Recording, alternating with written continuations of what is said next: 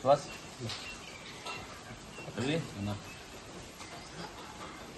ಲೈಫಲ್ಲಿ ಮನುಷ್ಯನಿಗೆ ಎಷ್ಟೋ ಆಸೆಗಳಿರ್ತವೆ. ಆಸೆಗಳು ನನಗದು ಬೇಕು ಇದು ಬೇಕು ಏನೇನೋ ಬೇಕು ಅಂತ ಆಸೆಗಳಿರ್ತವೆ.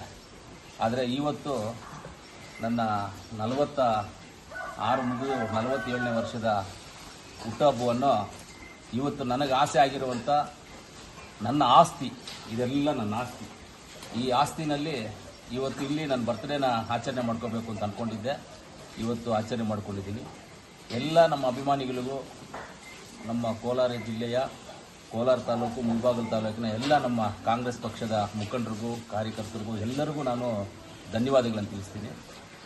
ಇವತ್ತು ಎಲ್ಲರ ಜೊತೆ ನಾನು ಹುಟ್ಟುಹಬ್ಬನ ಆಚರಿಸ್ಕೋಬೇಕಾಗಿತ್ತು. ಇದೇ ಸಂದರ್ಭದಲ್ಲಿ ರೀಸೆಂಟಾಗಿ ನಮ್ಮ RCB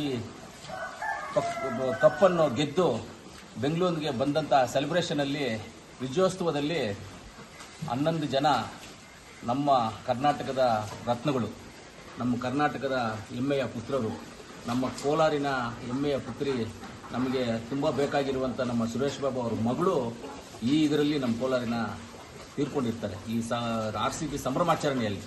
ಆದ್ದರಿಂದ ನನಗೆ ಅದ್ಧೂರಿಯಾಗಿ ಮಾಡ್ಕೊಳ್ಳೋದಕ್ಕೆ ಇಷ್ಟ ಇಲ್ಲದೆ ಇವತ್ತು ಎಲ್ಲ ಈ ಗೋಮಾತೆಗಳ ಜೊತೆ ಯಾರೂ ಇಲ್ಲದೆ ನಾನು, ನನ್ನ ಹೆಂಡತಿ, ಮಕ್ಕಳು, ನಮ್ಮ ಸುವಾಸು, ಈ ಗೋಮಾತೆಗಳನ್ನು ನೋಡ್ಕೊಳ್ಳುವಂಥ ನಮ್ಮ ರವಿ, ಇವರೆಲ್ಲರ ಸಮ್ಮುಖದಲ್ಲೇ, ಗೋಮಾತೆಗಳ ಸಮ್ಮುಖದಲ್ಲಿ ನಾನು ಬರ್ತ್ಡೇಯನ್ನು ಆಚರಣೆ ಮಾಡ್ಕೋಬೇಕು ಅಂತ ಆಸೆ ಪಟ್ಟೆ. ಅದರಿಂದ ಇಲ್ಲಿ ಆಚರಣೆ ಮಾಡ್ಕೊಂಡಿದ್ದೀನಿ.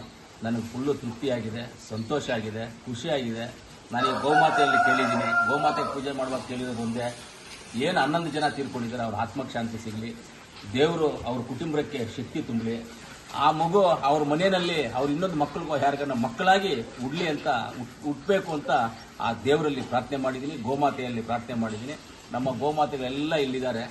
ಇವರು ಇಲ್ಲಿ ಹೆಂಗೆ ಅಂದರೆ, ಗೋಮಾತೆ ಅಂದರೆ ಇಲ್ಲಿ ಯಾರನ್ನೂ ಬೇರೆಯವ್ರನ್ನೆಲ್ಲ ಅಲೋ ಮಾಡೋದಿಲ್ಲ, ಯಾರನ್ನೂ ಒಳಗಡೆ ಬಿಡೋದಿಲ್ಲ. ಇಲ್ಲೆಲ್ಲ ಸ್ವಂತವಾಗಿ ಮಾಡುವಂಥದ್ದು ಇದು, ಯಾರೂ ಒಳಗಡೆ ಬಿಡೋದಿಲ್ಲ ಇಲ್ಲಿ. ಆದ್ದರಿಂದ ಈ ಗೋಮಾತೆಗಳ ಜೊತೆಯಲ್ಲಿ ನನಗೆ ಆಚರಣೆ ಮಾಡ್ಕೊಂಡು ತುಂಬ ಸಂತೋಷ ತಂದಿದೆ. ಲೈಫಲ್ಲಿ ಎಷ್ಟು ಸಂತೋಷ ಪಟ್ಟಿದ್ದೀನೋ ಇವತ್ತು ಅಷ್ಟು ಸಂತೋಷವಾಗಿದೆ ಅಂತ ಹೇಳ್ತಾ, ಕೋಲಾರ ಜಿಲ್ಲೆ ಜನತೆಗೆ ನನ್ನ ಹೃದಯಪೂರ್ವಕ ನಮಸ್ಕಾರಗಳು. ಎಲ್ಲರೂ ಚೆನ್ನಾಗಿದ್ದೀನಿ.